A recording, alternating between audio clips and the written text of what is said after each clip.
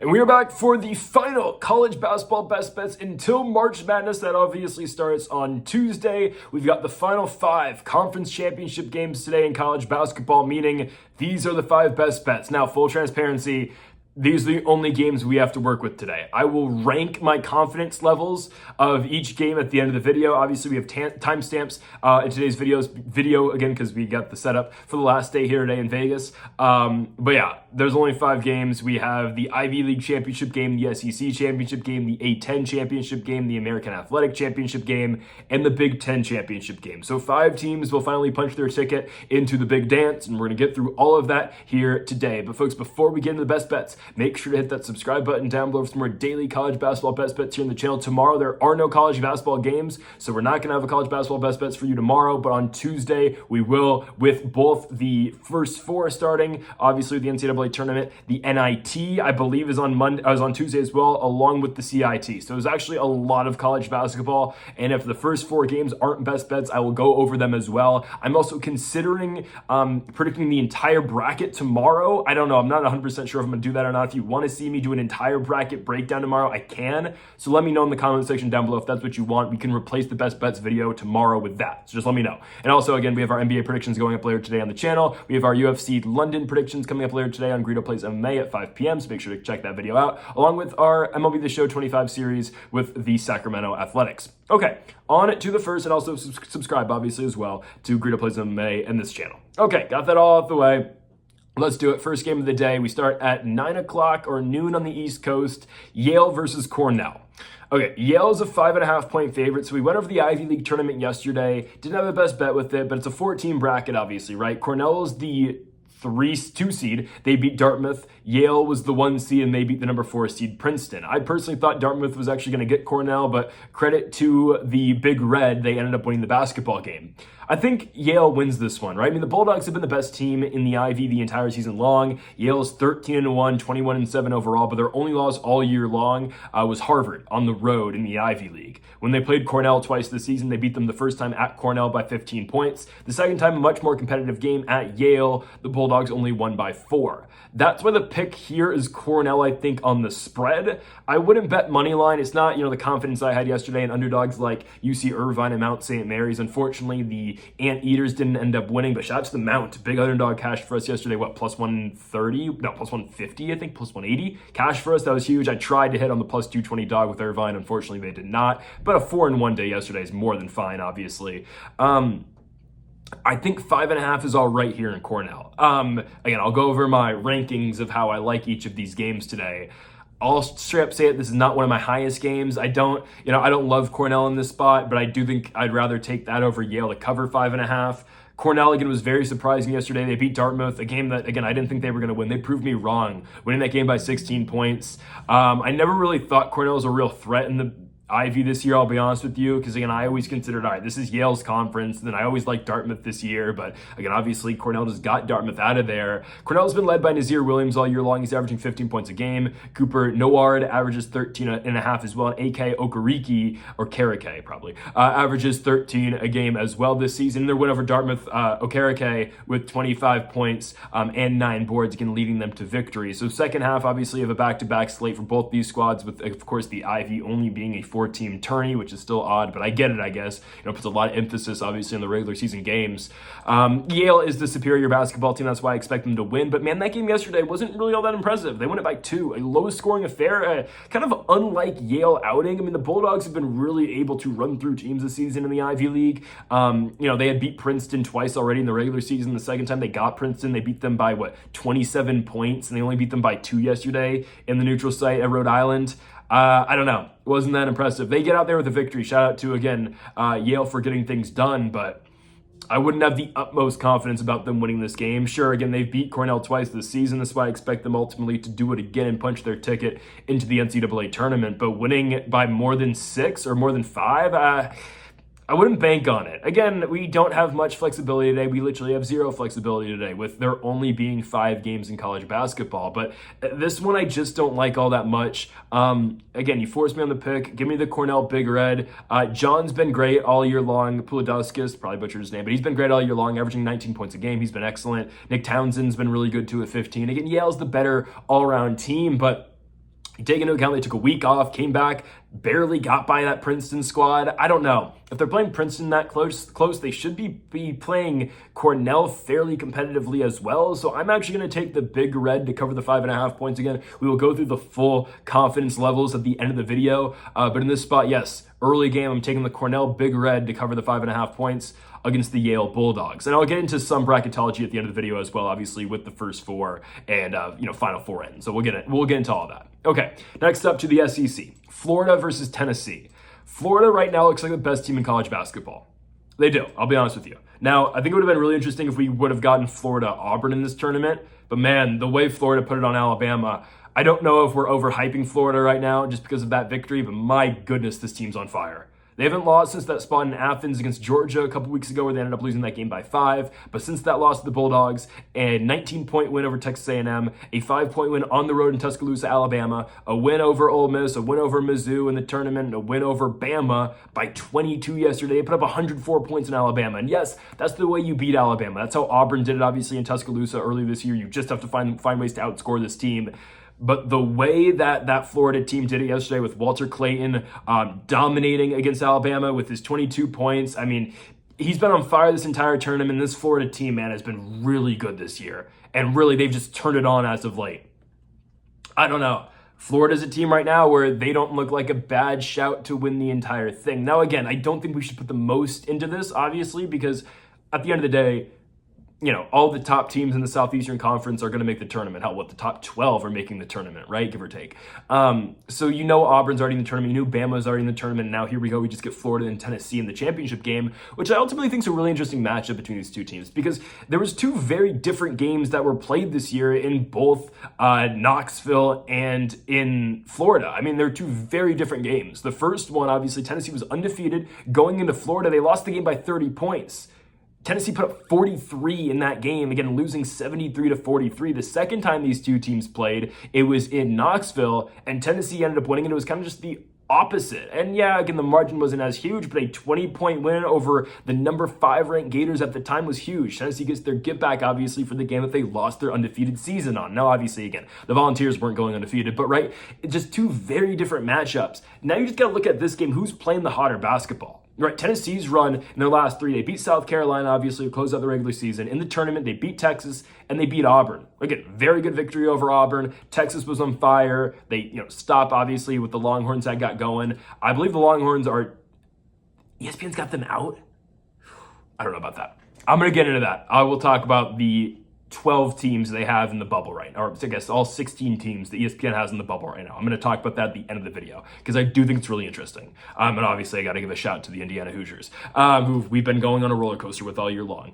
But Tennessee coming off the 5-point win over Auburn, that was huge, right?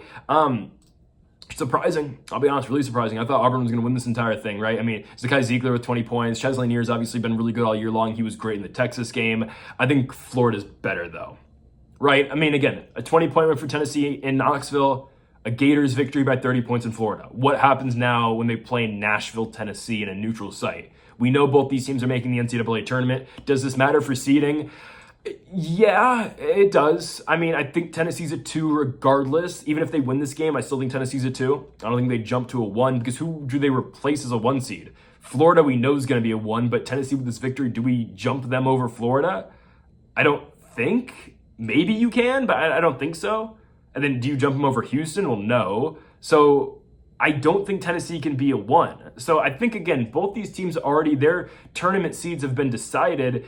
Ultimately, I'm going the Florida Gators. I think the Gators run right through them, man. I mean, the way Florida's playing right now, they are going to be a very tough out in the tournament. They are. I mean, the way that ESPN has them, matched up with bracketology right now, I don't think they play a real competitive game. Well, I think they'll play a competitive game against New Mexico, but I think they'll ultimately win. I don't know. I can't reasonably tell you they're going to lose until the Elite 8. Or like a team that actually has a chance to beat them. That would obviously be St. John's. But again, I'll talk about that once the bracket comes out tomorrow. This is still, again, a mock bracket, obviously, from ESPN. I think Florida runs right through Tennessee. Guys, you got to look at the way the Gators have been playing basketball. A 22-point win over Alabama is absolutely huge. I don't think Tennessee is able to keep up offensively. They were able to beat Auburn. The Tigers were not in their A game scoring-wise. And sure, again, the game Tennessee beat Florida in, right, they limited the Gators to 40 points. That's fair. But at the same time, I don't think Tennessee's got the same offensive output. Sure, again, Ziegler and Lanier are great basketball players. But the way Walter Clayton's been playing, the way that the guys around him have been scoring as well, we're talking about Will Richard, we're talking about Alex Condon, we're talking about Elijah Martin. I mean, these guys have been stepping up and giving a lot of support to a very good player in Walter Clayton. It just makes Florida dangerous. I mean, we've been saying it all year long. The Southeastern Conference is the best conference in college basketball, and this game is just a prime example of it. I think Florida puts a statement out there tonight. I mean, they beat Tennessee. They are 5.5-point favorites. I am going to take the Gators to cover the 5.5 here to win the Southeastern Conference over the Tennessee Volunteers. Let's go on to our third best bet of the video, and we go to the A-10 championship game in the Capital One Arena in Washington, D.C., the VCU Rams take on the George Mason Patriots. I don't know who wins. I will give you a winner prediction at the end. I'm going to take George Mason plus 8.5. I'll say right now, this is the one I like the most today. I do. It's the biggest spread, but I do think George Mason's really competitive in this basketball game. I think they are going to be. The way we've picked this team throughout this tournament, right? We had them over GW. We had them to beat George Washington, the Revolutionaries, and cover. They did. They won the game by 15 points. Yesterday, we took them. I believe they were slight underdogs against St. Joseph's, and we took them, and they won. We're going to keep on doing it. Now, the money line, I can see it going either way. VCU has beat this team twice already this season. George Mason is probably a bid stealer here to the point that I think VCU can still get it. I think they should be in. I mean, VCU's a 27-6 team. I'd be very surprised if they don't make the NCAA tournament. I mean, they were really good all year long, and I can talk about that a little bit. I know the Seton Hall loss is really going to hurt them, but I mean, their other losses in non-conference play are Nevada, New Mexico. I mean, that's a tournament team, right? I think VCU should be in regardless. But the primary pick here is George Mason plus 8.5. I really like this team, man. The way they play defensively, I mean, they started that St. Joseph's game. I get it again. St. Joseph's closed that gap and I think got it to a 1-point game at one point in the second half. But George Mason got it to, a 22-6 start in that game. It wasn't enough, obviously, for St. Joseph's, or it was too much for St. Joseph's to overcome. And we talk about the defensive presence of George Mason. It's been apparent in this tournament. We look at the George Washington game. Sure, again, the Revolutionaries have a great first half shooting. They are 7 for 11 from the 3-point line in that first half. What happens in the second half? George Mason starts out the second half on a 12-0 run, 14-0 run. They decide, all right, you're not scoring anymore. Team's pretty good. Their leader's Jalen Haynes. He's been great, averaging 14 and 7 this season. Darius Maddox is really good as well. But again, the heart and soul of this team is Jalen Haynes. And I don't mind George Mason in the spot at all. We can talk about George Mason and VCU's first two matchups of the year. First one, I believe, was at George Mason. I think, yes, it was at George Mason. And obviously that was a game that was won by VCU. Have they played once this year? I could have sworn they played twice. I guess they've only played once. That's my fault. They've only played once this season. It was won by VCU. I could have sworn they played twice, but they only did, okay, it was only once. I don't know why I thought the first George Mason VCU game was a lot closer. They played once this year. VCU won the game by 16 points. It's at VCU, though. They didn't get to play at George Mason, and ultimately this is going to be a home game. Virginia's right there, too. It's going to be kind of a split crowd. I mean, VCU, I think George Mason probably has more fans there, but yeah, it's not much of a home game for anybody. It's a neutral site, obviously. I mean, you're basically splitting the difference between George Mason and VCU for this game, obviously, in D.C. I think George Mason is able to keep this a very competitive basketball game. I know how good VCU is, right? I mean, we've been saying it all year long that the Rams are the best team in the A-10. It's a good team. Max Shugla, Joe Bamesteal is really good as well. Philip Russell, Zeb Johnson, I mean, they've got players on this team. I'm not going to deny that. I think VCU is really good. I just think George Mason's too good for the spread. Plus 8.5 feels all right here with the Patriots, and I do think they're able to cover this. And again, if George Mason wins, which I think is a stretch, I can check the money line odds right now. I think that's tight. I wouldn't play it personally because I think VCU is the better basketball team, but I think George Mason's just too good defensively to let this game get away from them. Obviously, they've come so far in this tournament, right? The beatdown of George Washington, right, in the second half, obviously, and then that excellent performance they put on St. Joseph's yesterday. I think this team is too good to lose by more than 8 points. The money line is minus 400 for the Rams, plus 300 for the Patriots. It's worth the sprinkle, but I honestly just play the plus 8.5. Line opened at 6.5. It's gone to 8.5 since. I get it, the Rams are good, but George Mason, man's been playing some really good basketball in this tournament. You look at overall records. I mean, VCU 27-6, George Mason 26-7. And I get it, George Mason's non-conference was not as good, right? I mean, they lost to East Carolina and Central Michigan, which are pretty bad losses, but record-wise, man, VCU 15-3 in the conference, George Mason 15-3 in the conference. VCU just has one overall game over them, and I get it. You got to look at how the teams are playing right now, but I don't think George Mason's playing that much worse than VCU. VCU's coming off of obviously back-to-back wins to get to the spot. Semifinal win over Loyola Chicago by 7 points, and a win over the Bonnies of St. Bonaventure by 17 in the game before. I'm all right here with George Mason, man. I get VCU plays a defensive style of ball, but why can't George Mason match them like that? I think George Mason's able to keep this game close. Give me the Patriots plus 8.5. That's the best bet for this game as we move on now to the American Athletic Championship game. At the Dickies Arena in Fort Worth, Texas, we have got the UAB Blazers taking on the Memphis Tigers. I think UAB's got a really great opportunity to steal a bid here. Memphis has been good all year long, but they played a lot of competitive games in the American Athletic. They just have. Right? They played a lot of very competitive basketball games. Look at all their wins recently. And this is what makes Memphis so great. It makes Memphis obviously the best team in this conference. And trust me, we'll get to PJ Haggerty. I know how great he is. This team just wins a lot of close basketball games. Look what they've done down the stretch. We can start with their second UAB matchup. They have beat the Blazers twice this season. The first time they beat them by 23 points. The second time at Birmingham, they only beat them by 8. But again, close game. Memphis finds a way to win. Game after that, they go to San Antonio. They beat the Roadrunners by 5 points. South Florida victory. USF wasn't very good this season. They're supposed to be better. They weren't. Go on to the American tournament. We know Memphis is going to the tournament, to the NCAA tournament regardless. They barely get out of the game over the Wichita State Shockers by 3 points, and they barely get out of a matchup against Tulane, winning that game by 1 point.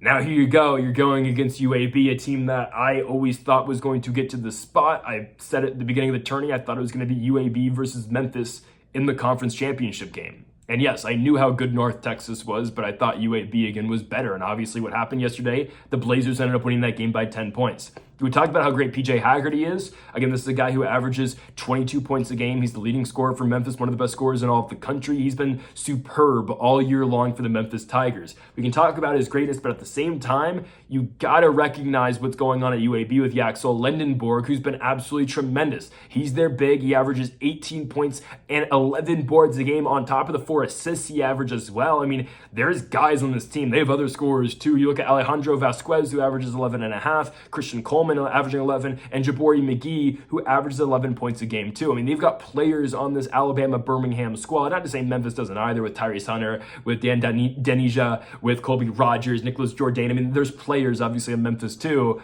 And again, I don't think UAB's the team that Memphis is, but Memphis has been playing so many close basketball games. Eventually, they're going to get got, and I think UAB gets them here. I'm not telling you to play the money line, and this isn't the confidence I had on the Mount or the Anteaters yesterday, but I don't mind the plus 4.5 at all for UAB. I think they play this game really close, and obviously that all starts with their big and Yaxel Lendenborg. The man's a monster. He is this team, and I think he's going to keep them competitive in this game. UAB, I mean, they've been playing with less stress than Memphis has in this tourney. A win over East Carolina by 17 points. A win over North Texas, a really good team by 10. But what does Lendenborg do in both those games? 30, 20, and 8 in the win over the Pirates. 23, 13, and 4. Again, the guy put up a 30-20 game in the quarters of the American Athletic Tournament. It's absolutely huge, and they'll get scoring elsewhere as well. Recently, it has been a lot of Jabari McGee, who's been the number 2, the 2 last regular season games of the year for UAB, put up 25 and 27 respectively. I mean, there's players on UAB, man. They are better than you think, and I ultimately think they steal a bid here. Again, my prediction for this game, the best bet is plus 4.5 UAB. That's what I would play. If you have to push me on a money line, I am going to take UAB on the money line as well. I think they win the game outright.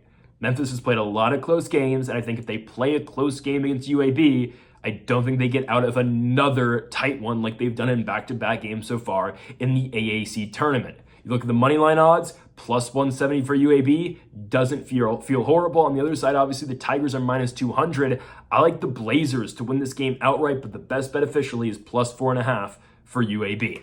Let's go on to the final game of the video, and let's go to Indianapolis, Indiana, to the Gainbridge Fieldhouse for the Michigan Wolverines and the Wisconsin Badgers, obviously in the Big Ten Tournament Championship. Surprised Michigan's here. Let's just be honest. We're all surprised Michigan's here. This team was so horrible at the end of the regular season. They lose 3 straight games on their home court, back-to-back games to Illinois and Maryland. Maryland, whatever. We know how good that team is. Losing your own home court to Illinois. And then they go to East Lansing, obviously, and get blown out by Tom Izzo and Michigan State. Back-to-back games in the Big Ten tourney, though. I thought Purdue was going to get them. Full transparency, I thought Purdue was going to beat this team. Thought Maryland was going to beat this team as well. But Trey Donaldson, obviously, with the game-winning layup, sends Michigan to the Big Ten championship.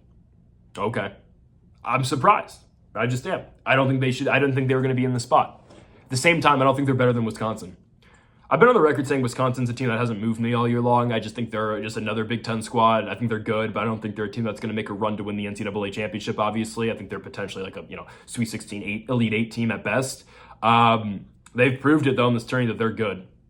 It surprised me. I didn't think they were going to be Michigan State. I didn't think they were going to be UCLA. We thought they were going to be Northwestern, obviously, but good team, man. It's a good team. Should Michigan State have got the foul call at the end of the game? 100%. That was a foul. Probably should have sent that game into overtime, but who knows what happens there. I mean, again, Wisconsin's a good squad. They have been a surprising team in this tournament for me. They've exceeded expectations, and ultimately now we get 2 squads that we didn't think were going to be in this spot. I thought we were going to get Maryland, Michigan State. Instead, we get Wisconsin, Michigan. A little bit of an anticlimactic championship game, if I'm being honest. I don't think anyone expects Michigan to make a run in the tourney. Maybe they do. I just think the way they play, they're great defensively. I just think someone's going to get them in the tourney. And I find it kind of funny right now. Michigan's matchup, according to ESPN on bracketology, is against a 13-seeded Akron team. Akron came back from down big yesterday against the Miami of Ohio Redhawks. They were down by 20 points in the first half. They come back and win the game outright. The Zips are one of the smallest teams in college basketball. Michigan is the biggest team in college basketball, obviously with Vlad Goldin, and obviously Danny Wolf, their 2 centers. I think Akron actually beats Michigan if they play them. I'm just saying, man. It's a stylistic change. Obviously, Michigan's going to control the glass the entire game. I actually think Akron wins that. I don't know. We'll see. We will see. If we get that or not. If Michigan wins, they're going to go up to a 3 seed probably. But if they win today, I don't think they do. I think Wisconsin beats the squad. I think the Michigan luck kind of wears out. Wisconsin has the exact game plan and blueprint to beat Michigan, and this is, if I want to build a team that's going to be able to beat Michigan, it's kind of just what Wisconsin is. Really good shooting team. They don't rely on their bigs. This is kind of what I want. Again, Michigan, Maryland, it's a tough matchup for the Terrapins. I mean, they controlled in Ann Arbor a couple games ago. But legitimately, Wisconsin is the matchup you want. If you're going to build a team to play this Michigan squad. Let's just be honest, it is. They haven't played since the beginning of the season. It was in Madison, and Michigan won by 3 points, but I'll make the case Michigan was playing a lot better ball back then, and Wisconsin wasn't playing as well as they are now.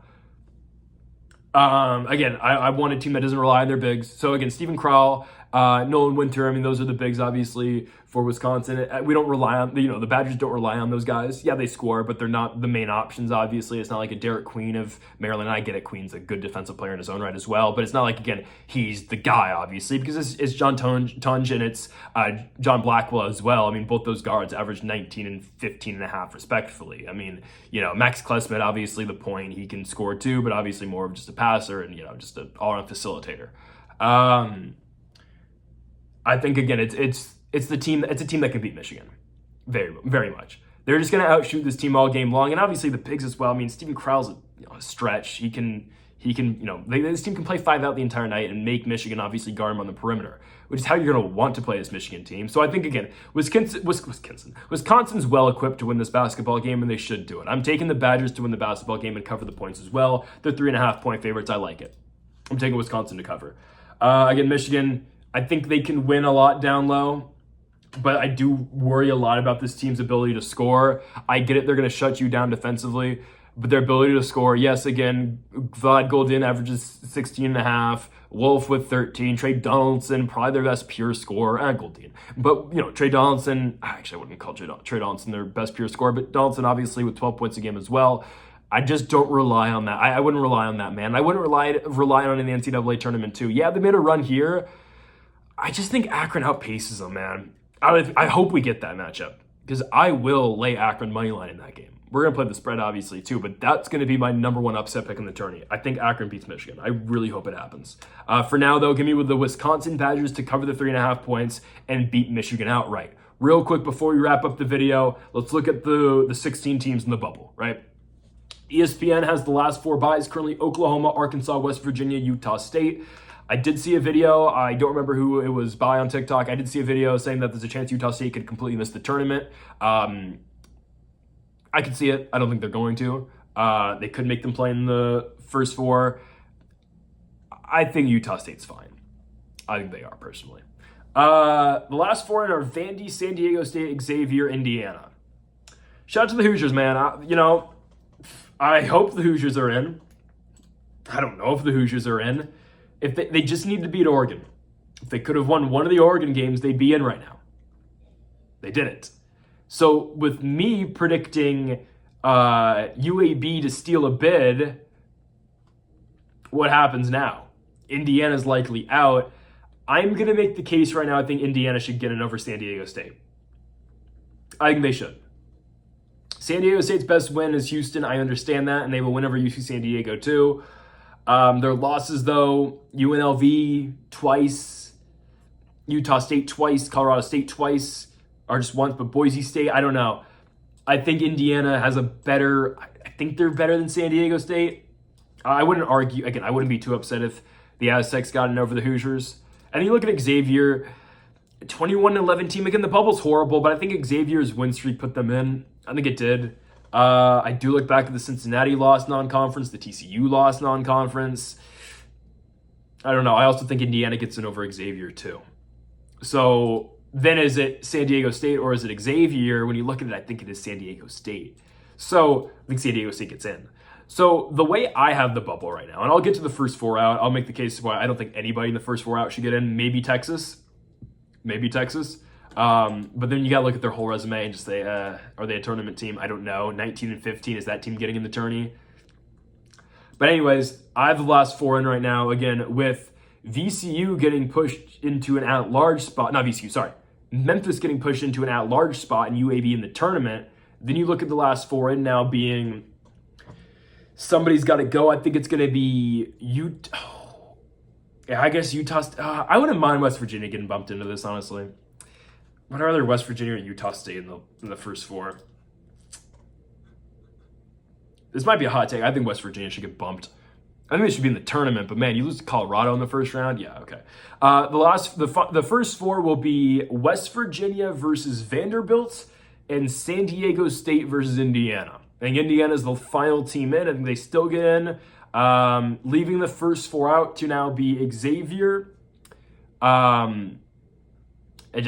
I know they have the win streak, but I think San Diego State actually is the better resume. When I look at it, yeah, I do think SDSU is a better resume. They beat Houston, they beat UC San Diego. I get it, Xavier's in the Big East, but I don't know. And the Hoosiers, their resume is not the best, but they are Indiana, and they beat Michigan State on the road. You kind of have to give that team credit. So I think Xavier gets pushed out. They're probably the number 1 seed in the NIT. Boise State remains in the first 4 out. North Carolina shouldn't be anywhere close to the tournament. Don't care. Texas out. Ohio State should be way gone. Dayton, hell no. UC Irvine, I'd love to see Irvine in the tournament. Most road wins in college basketball. Unfortunately, they are a 1 or 2 seed in the NIT. And then the other ones, Wake Forest and SMU gets bumped out of the next 4 out. Obviously, no Southern Methodist in the tournament. So, again, my first 4 is West Virginia versus Vanderbilt and San Diego State versus Indiana. We'll see. If those happen, I'm taking Vandy and Indiana. So, we'll see. Folks, that'll do it for our college basketball best bets here for March 16th. If you haven't yet, though, make sure to hit that subscribe button down below for more. Make sure to leave a like if you did enjoy the video. Make sure to comment if you do disagree with any of the picks. We'll be back on Tuesday for more daily college basketball best bets. I want to thank you guys for all the support throughout the entire season. We're going to be back again on Tuesday for March Madness and the entire postseason landscape, obviously, with the NIT and the CIT. I think it's CIT or CBI. I always get that tournament. I always mess it up. Anyways, we'll be back for postseason basketball on Tuesday, folks. Thank y'all for watching. Make sure that subscribe button down below for more. And Mamba forever.